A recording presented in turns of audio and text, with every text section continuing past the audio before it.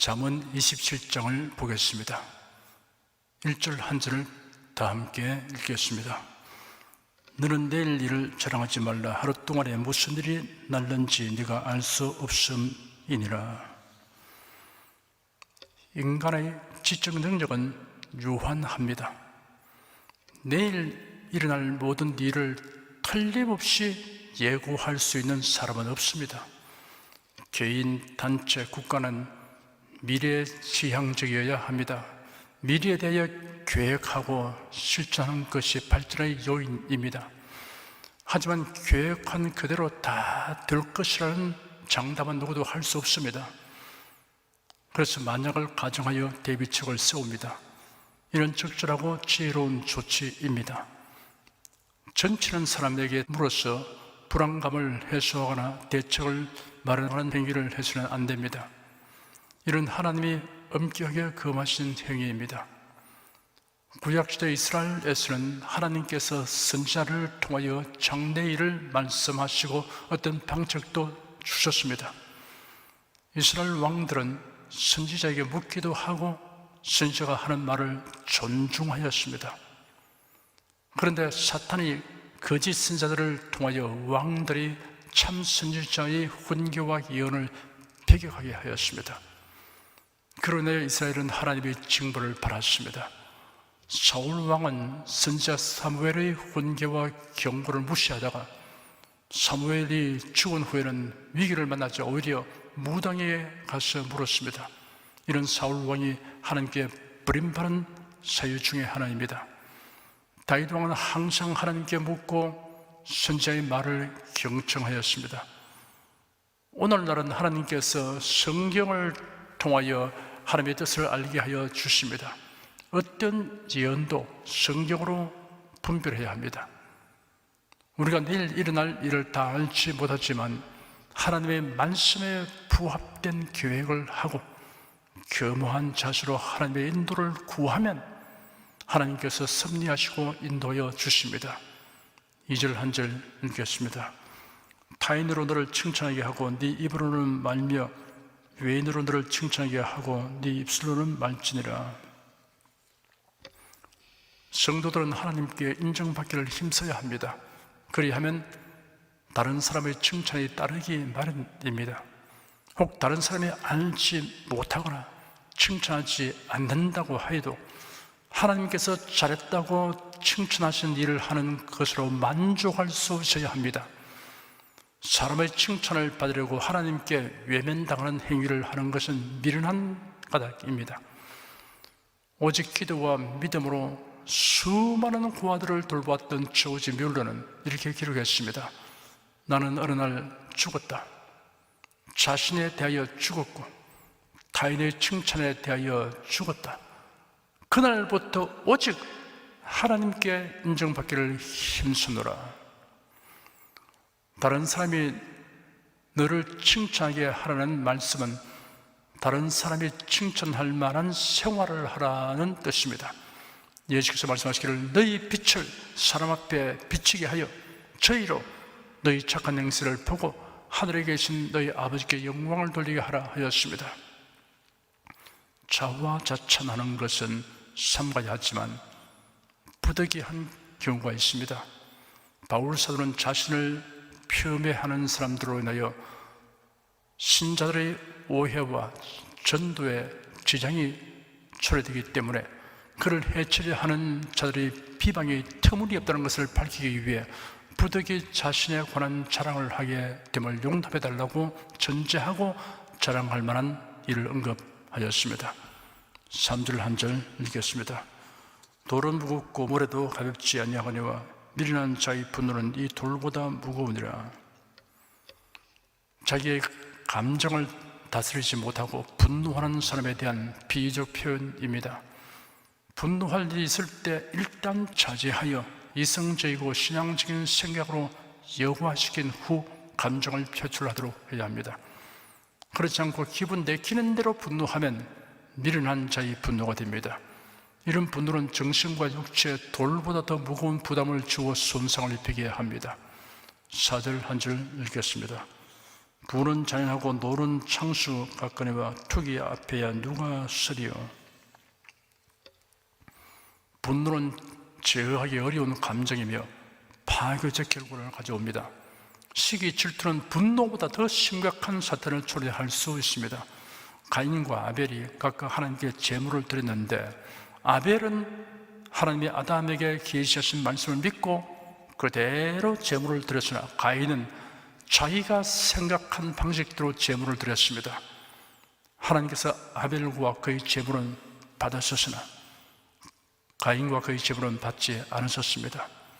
가인이 분하여 그의 얼굴빛이 변하였습니다. 그의 마음에 시기, 질투심이 가득하게 되었습니다. 하나님께서 가인에게 말씀하시기를 네가 왜 화를 내며 왜 내 얼굴빛이 변하였느냐? 네가 선을 행하였으면 왜 얼굴을 들지 못하겠느냐? 그러나 네가 선을 행하지 않으면 죄가 문 앞에 도사리고 있을 것이다. 죄의 소원은 네게 있으나 너는 그것을 다스려야 한다 하였습니다. 가인은 하나님의 말씀을 듣고도 시기, 질투심을 다스리지 못하여 동생 아벨을 들로 불러내고 방심한 동생을 쳐 죽였습니다. 시기, 질투심을 다스리는 길이 있습니다. 다른 사람과 비교하며 살지 말고 하나님과 자신의 관계를 바르게 가지는 것을 무엇보다 중요하며 가치 있는 것으로 여기는 것입니다. 이는 비교급 차원이 아니라 최상급 차원으로 살아가는 비결입니다. 5절 한 절 읽겠습니다. 면책은 숨은 사랑보다 나으니라. 타인의 잘못에 대하여 무관심한 태도나 무조건 감사한 것은 사랑이 아닙니다. 숨은 사랑이란 표현하지 않는 사랑, 마음 뿌린 사랑을 뜻합니다. 선한 동기에서의 꾸짖음은 마음 뿌린 사랑보다 낫습니다. 부모는 자식을, 스승은 제자를, 교육자는 성도를 애타는 심정으로 위하여 꾸짖게 됩니다. 이렇게 꾸짖는 사람을 미워하면 후회될 일이 생기게 됩니다. 애타게 꾸짖어줄 사람이 떠나고 나면 그제서야 후회하는 것은 부질없는 일입니다. 6절 한 절 읽겠습니다. 친구의 통책은 충성에서 말미암은 것이나 원수의 자주 입맞춤은 거짓에서 낳는 것이니라. 친구의 책망은 진심에서 나오는 것이지만 원수의 호의는 가장되는 것입니다. 상대편을 기분 좋게 하여 자기 이익을 챙길 수만 있으면 그래서 족하게 여깁니다. 7절 한 절 읽겠습니다.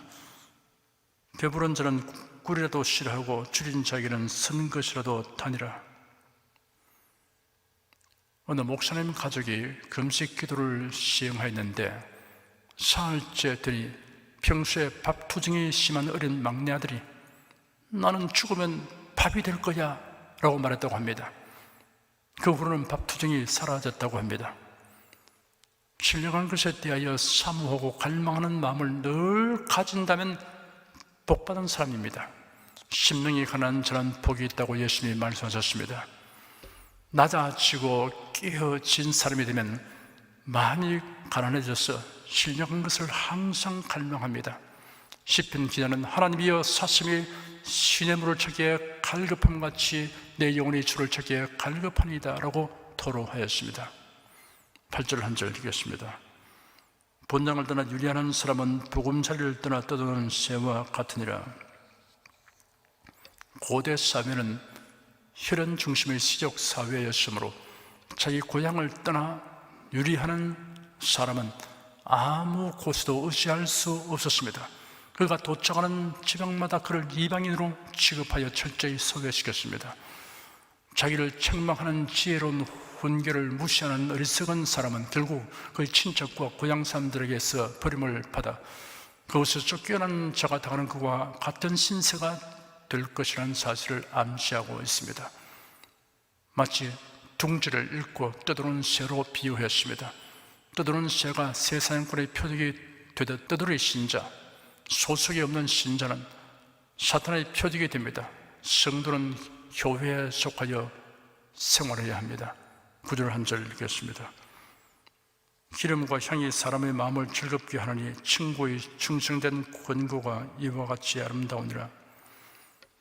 이스라엘에서는 귀한 손님이 자기 집을 방문하면 존경과 환영의 표시로 집안에 향을 뿌리고 손님의 머리에 기름을 발라 주었습니다. 이와 같이 친구의 충성된 권고는 상대방을 지극히 사랑하는 마음에서 우러나온 것이기 때문에 비록 힘들다 하더라도 그것을 받아들이면 결국은 향과 기름처럼 자기 생활의 기쁨과 평안을 안겨줍니다. 10절 한 절 읽겠습니다. 네 친구와 네 아비의 친구를 버리지 말며 네 환난 날에 형제의 집에 들어가지 말지어다. 가까운 이웃이 먼 형제보다 나으니라. 사람이 환난을 당하게 되면 먼저 가족을 생각하며 그들의 도움을 바라게 됩니다. 가족의 역할이 지금보다 훨씬 더 중요시 되었고 혈연적인 결속력이 그 무엇보다도 강했던 고대 사회에서는 더욱 그러하였습니다. 그러나 혈연 관계이긴 하지만 근본적인 애정이 없으면 외면하고 도움을 주지 않습니다. 오히려 그와 가까이서 애정과 우정을 나눈 친구들은 그를 위로하고 돕습니다. 이익과 손해, 득과 손실을 앞세우는 형제보다는 가까운 이웃이 더 낫습니다. 교회에 속하여 신앙생활을 하면 고난을 당할 때 교우들이 얼마나 고마운 존재인가를 알게 됩니다. 11절 한 절 읽겠습니다. 네 아들아 지혜를 얻고 내 마음을 기쁘게 하라.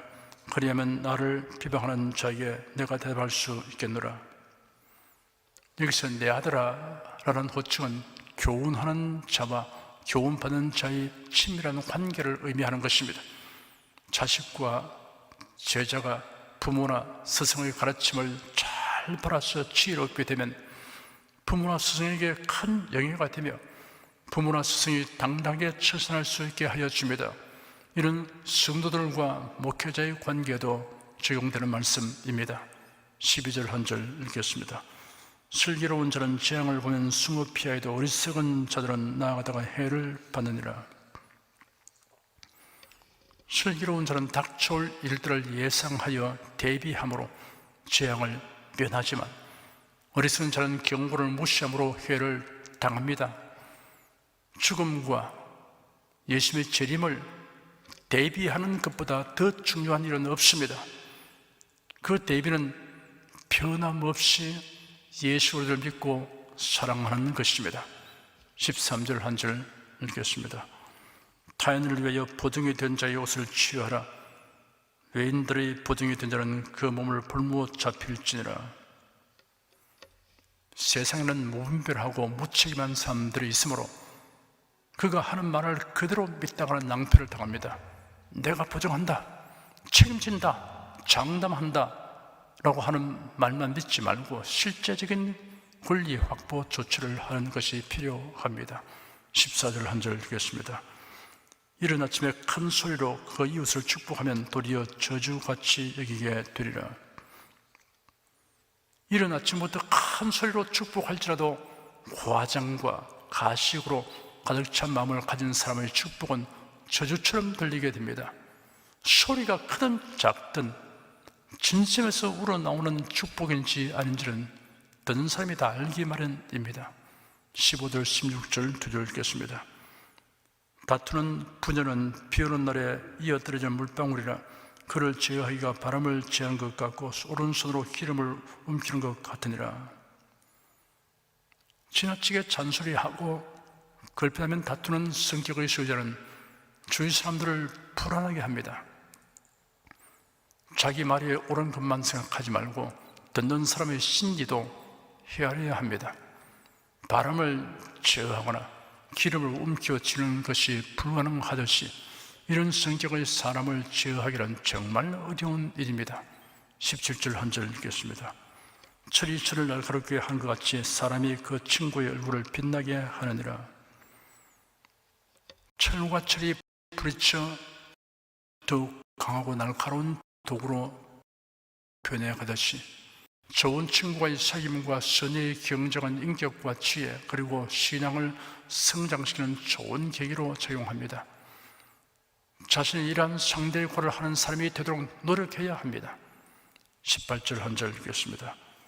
무화과 나무를 지키는 자는 그 과실을 먹고 자기 주인을 시종하는 자는 영화를 얻느니라.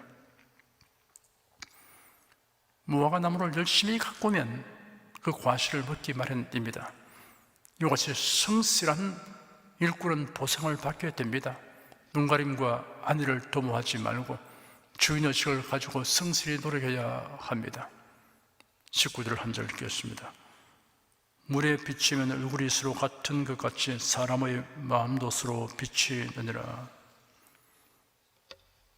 맑고 고요한 물속을 들여다보면 자신의 모습을 볼 수 있듯이 서로 비슷한 감정과 사고를 지닌 다른 사람을 통해 자신의 상태를 발견할 수 있습니다. 타인을 대할 때는 무심히 지나치지 말고 그 사람의 모습에서 자신의 모습을 발견하고 성찰함으로써 자신을 보다 새롭게 하고 향상시키려 하는 지혜로운 태도를 가져야 합니다. 20절 한 절 읽겠습니다. 음부와 유명은 만족함이 없고 사람의 눈도 만족함이 없느니라. 음부, 세월과 유명, 아바돈은 사후의 세계 또는 멸망당하는 자들의 처소로 여겨졌던 장소를 가리키는 표현들입니다. 아무리 많은 사람이 죽음에 이르러도 음부와 유명을 다 채우고 만족칠 수 없는 것처럼 사람의 눈, 탐욕에 가득 찬 사람의 욕망은 결코 만족함이 없다는 사실을 말하는 비유적 표현입니다. 하나님께 감사할 줄을 모르는 사람의 눈에는 불만스러운 것만 보입니다. 21절 한 절을 읽겠습니다. 도가니로 은을, 풀무로 금을, 칭찬으로 사람을 시련하느니라. 은과 금은 도가니와 풀무로 연단하듯이 사람은 칭찬으로 시험해 볼 수 있습니다. 칭찬을 받으면 교만해지고 더 이상 노력하지 않는 사람이 있습니다. 칭찬에 합당하게 처신하려고 노력하고 더욱 향상하기를 도모하는 사람이 있습니다.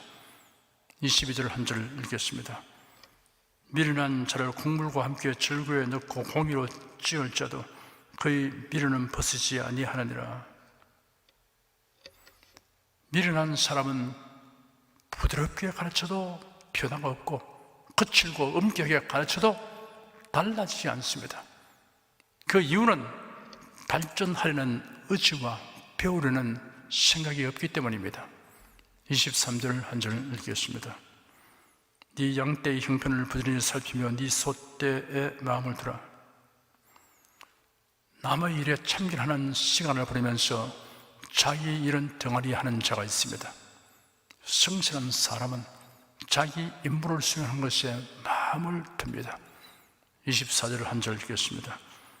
내 저 재물은 정정이 있지 못하느니 밀려원이 어찌 대대에 있으랴. 재물과 명성이란 영속성이 없습니다. 힘써 하늘의 보물을 사는 자가 되어야 합니다. 예수께서 말씀하시기를 오직 너희를 위하여 보물을 하늘에 쌓아두라. 거기는 좀이나 동록이 해하지 못하며 도적이 구멍을 뚫지 못하고 도적질도 못하느니라 하였습니다. 25절에서 27절까지 읽겠습니다. 풀을 벤 후에는 새로 음이 돋나니 산에서 꼴을 거둘 것이니라. 어린 양의 털은 네 옷이 되며 염소는 밭을 사는 값이 되며 염소의 젖은 넉넉하여 너와 내 집 사람의 식물이 되며 네 여종의 먹을 것이 되느니라. 근면을 독려하는 말씀입니다. 부지런한 사람은 기회를 포착하고 선용합니다. 그래야 소유물을 유용하게 잘 관리하여 모든 필요를 충족하게 합니다. 기도하겠습니다. 자만스를 상고하면서 일상생활에서의 지혜와 함께 죽음과 주님의 재림을 대비하는 지혜에 이르기까지 배우고 깨닫게 됨을 하나님께 감사드립니다.